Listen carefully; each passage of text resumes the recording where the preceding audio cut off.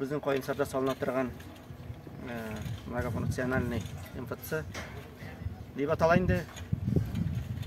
Мұнда 14 орынға мәктеп һәм 15 орынға балалар бақшасы түзілі һәм китапхана.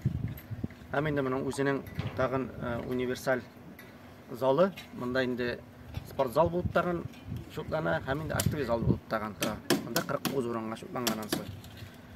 Бұл біздің стройкада инде барлық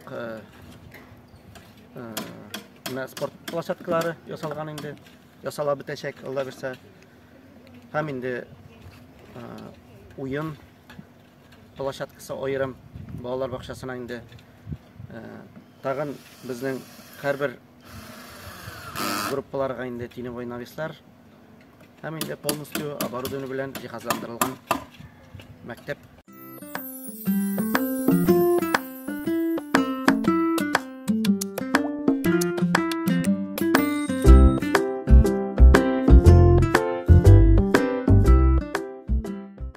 Bizning балалар бақшасы белән мәктәп 89 елда төзелгән инде. Ул иске, салкын булды, газ белән эшләсә дәгән. Хәзер менә сөйне бит алмыйбыз, яңа МФЦ төзиләр.